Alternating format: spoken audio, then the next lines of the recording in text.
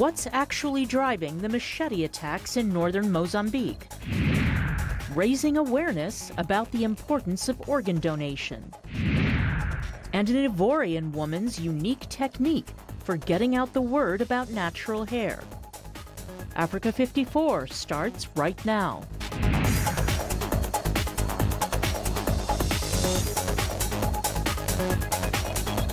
Good evening and welcome. I'm Vincent McCory. This is Africa 54. We'll have those stories in a moment, but we begin with yet another migrant tragedy, this time in the Gulf of Aden. At least 46 Ethiopians drowned on Wednesday and 16 were reported missing after a smuggler's boat carrying at least 100 migrants capsized as it approached the coast of Yemen.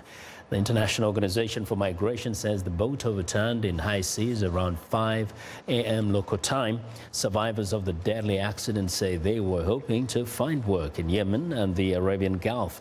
The drownings happened just days after the IOM helped 101 Ethiopians, including 51 women and 33 children, to leave Yemen for Djibouti as fighting closed in around Yemen's key port of Hodeidah. About 300 migrants were stuck in detention and others got caught up in the war and were injured, killed or taken to detention centers. Well, the southern African nation of Mozambique has been rocked by months of violent attacks, the latest coming on Wednesday night when police say that suspected jihadists wielding knives and machetes killed 5 people in the Cabo Delgado northern province. The attackers targeted the Mamalucho village in the Quisanga district of Cabo Delgado. Authorities say the province is expected to become the center of natural gas industry after several promising discoveries has seen a rush of assaults on security forces and civilians since October. Police believe the same group of assailants also perpetrated recent similar attacks, hacking 7 people to death in another village in the region on Tuesday after beheading 10 people in another settlement on May the 27th. Mozambique last month passed an anti-terrorism law that punishes terror activity with prison sentences of more than 40 years. Well, the increase in attacks in the north of the country could pose serious issues for Mozambique, which holds general elections next year and hopes to cash in on the recently discovered gas reserves. For more on the attacks, I'm joined by Amancio Miguel, a VOA Portuguese reporter. Welcome to Africa 54, Amancio. Thank you, Vincent. Now, first, this looked like a very worrying kind of series of attacks. They have been associated with this group called Al-Shabaab. What more do we know? What is this group? This group, initially, of course, there was this association, the Al-Shabaab, which is a way that local people compare to the atrocity that Al-Shabaab performs in other parts of Africa. So that's why people started calling them Al-Shabaab. So far, they started the attacks in October 2017, and Al-Shabaab never claimed any of the attack. As I know, Al-Shabaab always claim the attacks, but in this case, they never claimed it. As of this week, police authorities, they stopped calling this like Al-Shabaab. They call them like common bandits. And they say, as we've been reporting at VOA, that the police says they know the people. So now the question is, why can't you stop it after many times promising to stop it? So it's not very clear. How about why are they doing it? What are they taking? What is the motivation? Has it been established? One of the stats that we reported on says that the main reason for these groups to be acting like this is because they see that their province, Cabo Delgado, is gas rich.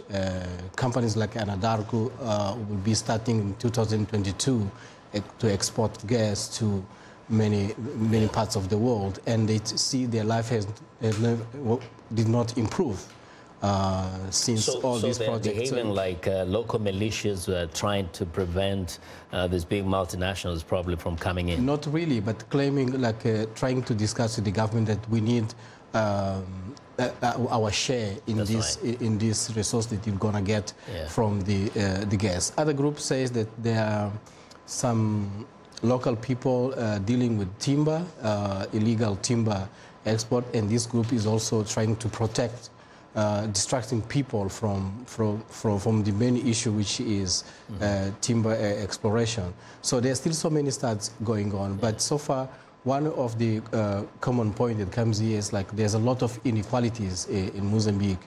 You have a lot of young people unemployed, and there is targets to be associated to terrorism. Anyone can just group them and start killing people like so they're doing. Up to this point, what action has been taken by government? Well, the government since October 2017, when 5 October, when it started, they sent like police and some people from the military to fight this group, and then they said within a month this group will vanish. The reality is this group did not vanish. They're still attacking people, and people, according to the reports that we have, and then we've also been interviewing people, they don't trust anymore whatever the police are saying. And as we speak, they say many people are just running away from their village, seeking refuge in some areas they believe they are safe. So government response has never been very strong in this situation. Could this be leading then to speculation that perhaps the government could be behind it, trying to empty this place of excuse me, civilians, so that it can embark on gas exploration and extraction? Actually, that was one of the points that yesterday I interviewed a gentleman who is an expert in international relations and is also a member of the parliament from Renam Party. He said that perhaps the government is masterminding this all this process in order to push out the population from that area so that they can still explore more resources, because apart from gas, there's also gems. So they believe in that theory as well. And it is fueled by the fact that the government is not giving people a clear solution to this situation. Actually, they say like there are 6 people killing so many people. So the question is, doesn't make sense. If you know who are these people, so why can't you stop them? And then they've been, so far they've killed, in the past 2 weeks, at least 22 people they've been killed, and more than 100 houses of poor people have been burned down. So there's a lot. It's confusing. We'll keep watching this, and perhaps we'll bring you back to tell us a little more as the days go by. Thank you very much. Thank you, Amancio, for joining us today. And that's Amancio Miguel, who is a VOA Portuguese reporter. Going now to East Africa, senior Kenyan government official confirmed on Thursday that 8 passengers and 2 pilots were killed when a domestic flight to Nairobi crashed into a mountain late Tuesday.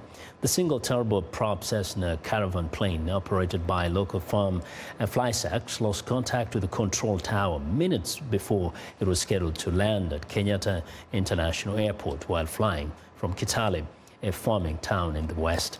Paul Maringa, Principal Secretary at the Ministry of Transport, says aerial search teams spotted the wreckage on a densely forested cliff in the Aberdare Range in central Kenya.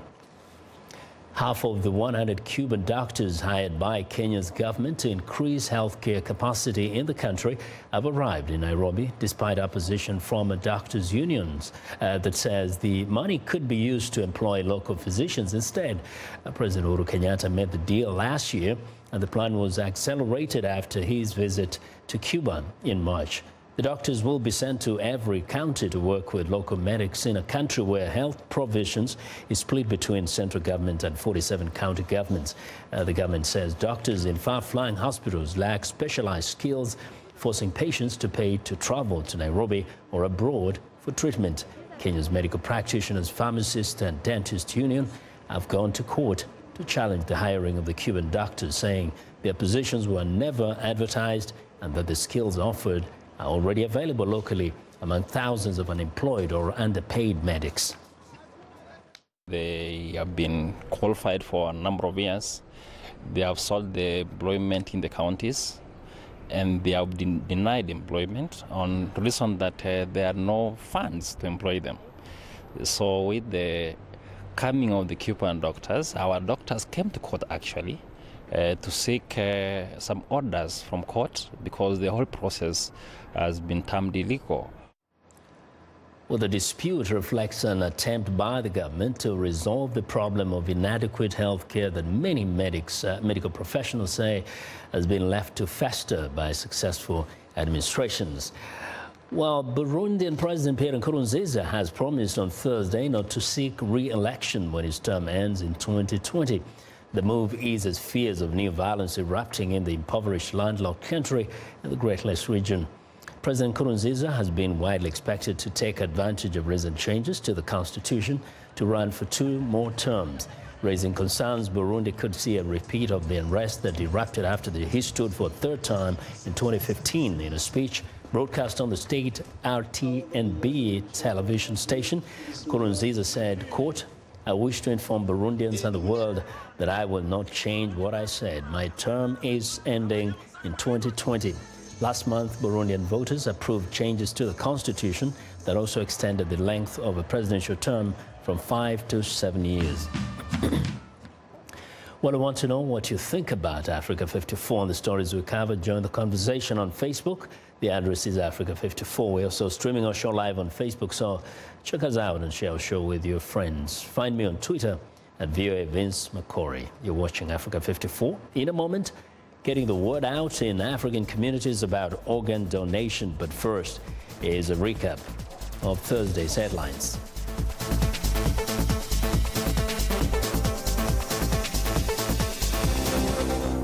Cuban doctors arrive in Nairobi to perform medical treatments after Kenya agrees to accelerate a health plan signed with Cuba last year. In South Africa, small-scale mining in Kimberley is now decriminalized after decades of arrest in the diamond hub.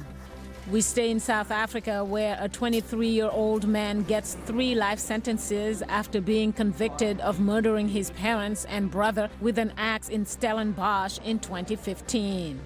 In Madagascar, Prime Minister Olivier Mahafali resigns and is replaced by Christian Tse after a court ruling ordered the formation of a new government to fix the current political crisis. Finally, in Libya, 3 weeks after initiating a campaign to liberate Derna from militias, the Libyan National Army advances into the city.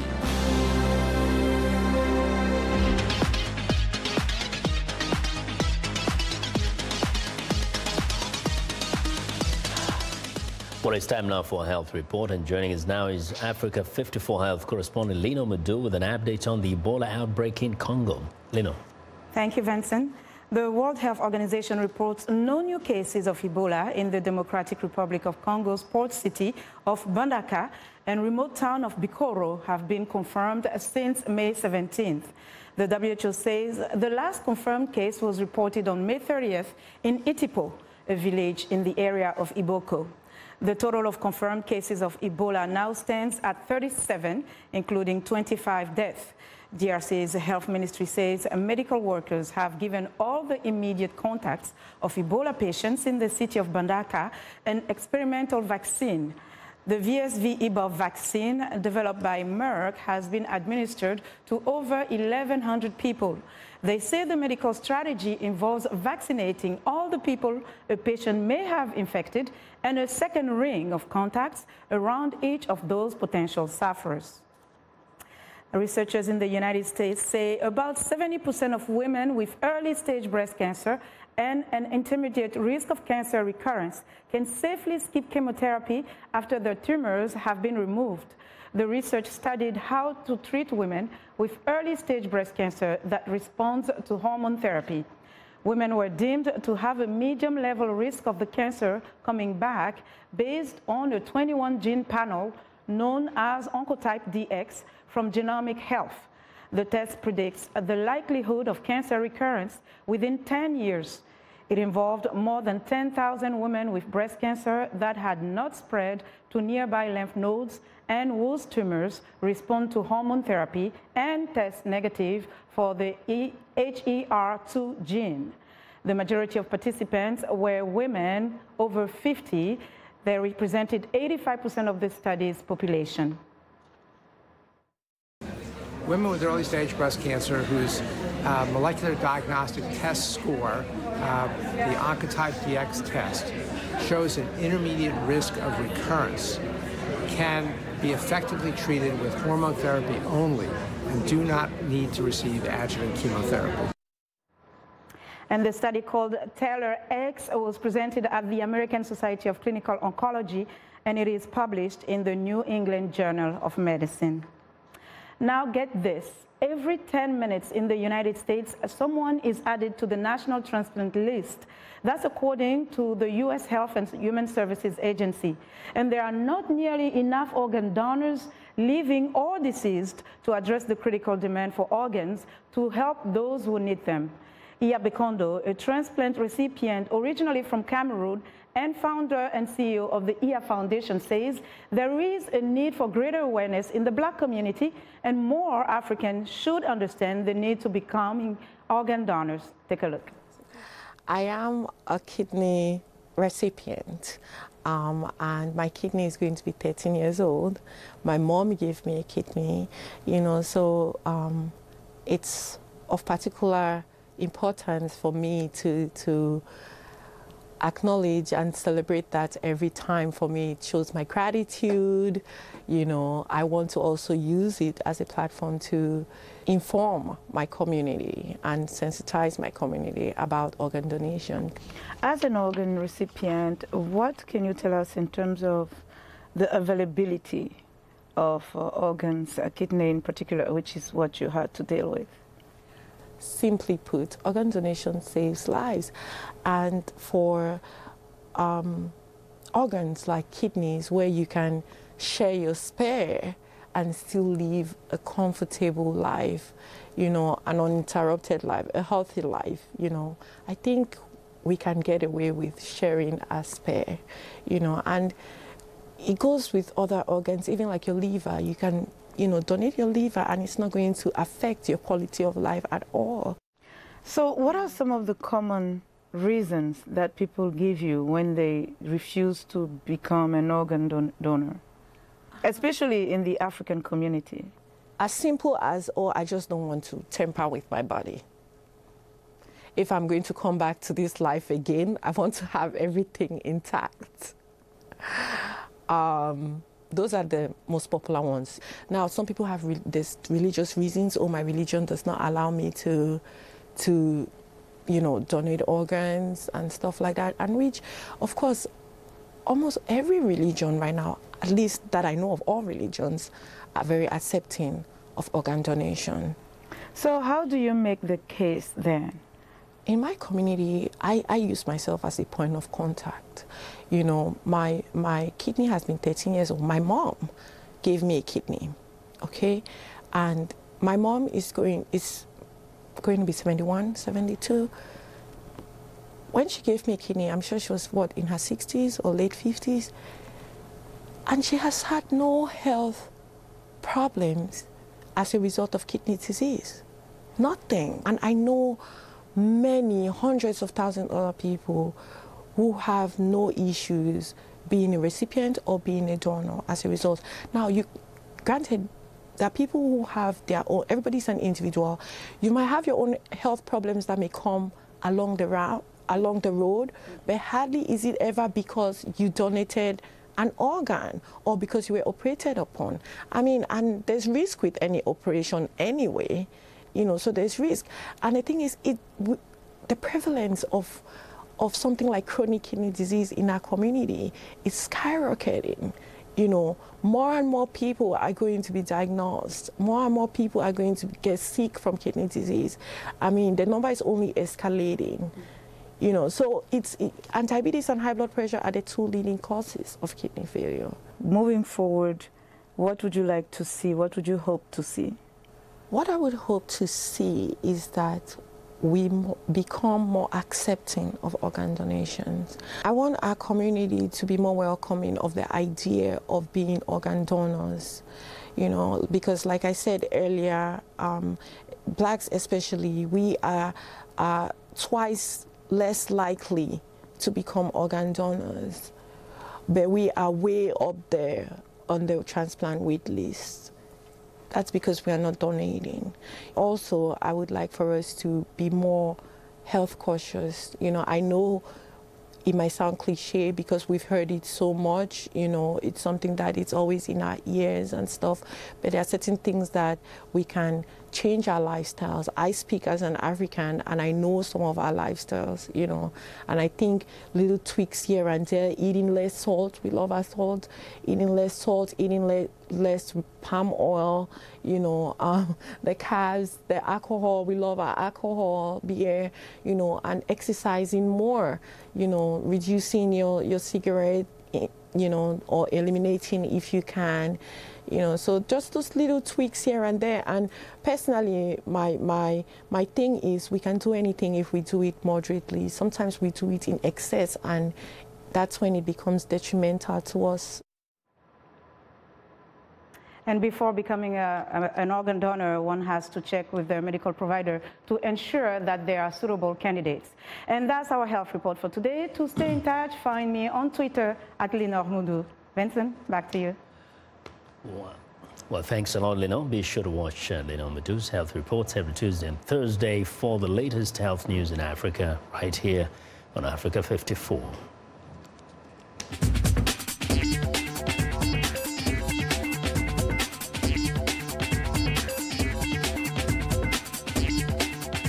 Welcome back to Africa 54, and here's what's trending. Latita Key's hair speaks louder than words. The 21-year-old from Ivory Coast uses her hair sculptures to add a voice to global discussion around feminism, pop culture, racism, and recently to draw attention to the Me Too campaign against sexual harassment when she sculpted her hair into the image of a man lifting a woman's skirt. Posting multiple series of finished works on social media has given her global reach, with over 800,000 followers on Instagram and more than 35,000 on Facebook. Latita is most passionate about celebrating Africa and emphasizing black women's natural beauty, which she says is undervalued in a world where the typical standard is white. Well, Mutinda Muteti is performing for a selected audience in Nairobi, Kenya. The artist plays music in hospital wards to uplift the sick as they receive treatment. The guitarist started playing in hospitals in 2015 as a volunteer. He is now employed by the Nairobi Women's Hospital to perform for patients at the facility's 3 branches. According to researchers at the University of Zurich, Switzerland, music isn't just good for the soul, it can also help the body heal after surgery. Post-op patients who listen to music may have lower levels of pain and anxiety, as well as lower blood pressure and heart rate than people who don't. Well, and finally, it is not just football megastars like Cristiano Ronaldo and Lionel Messi whose very kick is monitored and analyzed. Now, thanks to new technology, even amateurs can analyze their performance and tailor their training schedule. Wearing so-called smart vests fitted a small wearable device called a SmartPod. An advanced tracking system records up to 1,200 movements per second, creating GPS heat maps that show their sprint, distance, and speed data. The numbers can then be crunched to make training more efficient and smarter. And that's what's trending today. Now, technology in Kenya is helping women break into the male-dominated taxi sector, hitting the streets of the capital city as e-cabbies. Africa 54's Esther Githu has that story. A new breed of women is emerging, dressed for business with immaculate makeup, matching handbags and stilettos. These 5 Nairobi women meet in the morning to share strategies on networking and dealing with difficult clients. Thanks to a taxi-hailing app, they are ready to begin their long work hours. Lydia Muchiri is 29. We started early last year, and we were very few. We were like 15 of us, and the number has grew to 121 ladies so far, and also we are looking out to be more.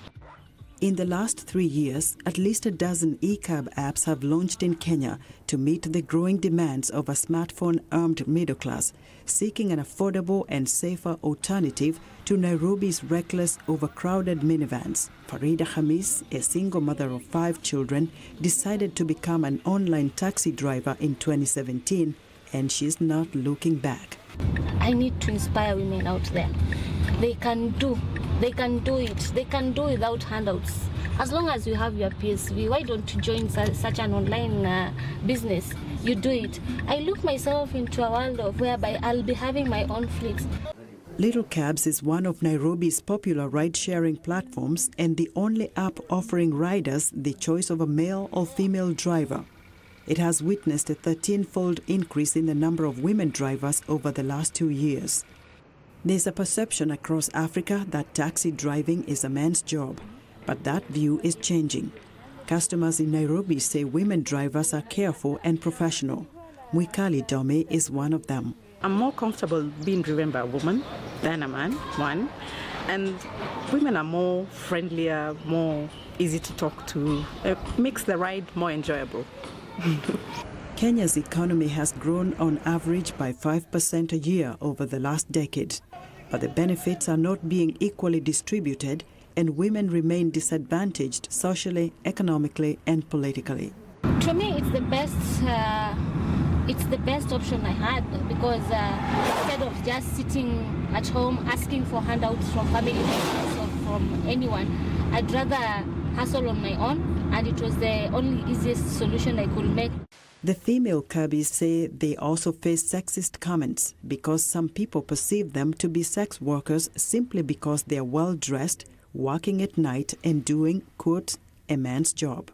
It only happens when someone is drunk, and obviously you expect them to see a very beautiful lady like me in this business. Obviously they will, but they don't get into it very much. Once you warn them, you give them a warning, they stop. Women taxi drivers prefer riders with higher ratings and opt for locations in populated rather than isolated areas. They have an alert button in case of emergency. So to me, security matters. I think we're okay because we have the SOS buttons on almost all apps now. So about security, it's up to you. The drivers earn a minimum of 30 Kenyan shillings or 30 US cents per minute. On average, they make $600 a month. Cab driver Lydia Muchiri says a large number of customers appreciate women drivers.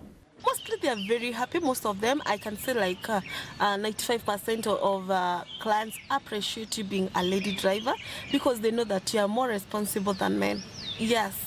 With the taxi-hailing apps filling a void in Nairobi's poor public transport system, a rising number of women are gravitating to the taxi driving profession, citing benefits such as flexible working hours, the ability to select passengers, and a guaranteed payment. Esther Githui-Ewart, VOA News, Washington. And that's our show. Thanks for watching. Have a good night.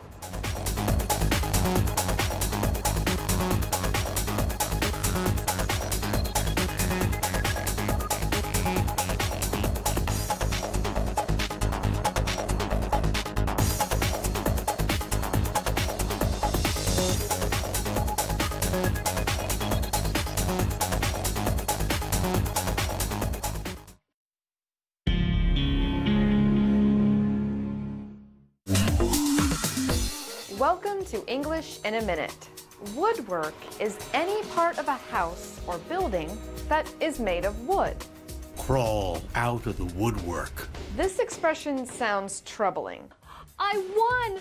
I have the winning lottery ticket. Well, that's great. How much money did you win? I won $25,000. But please, don't tell anyone.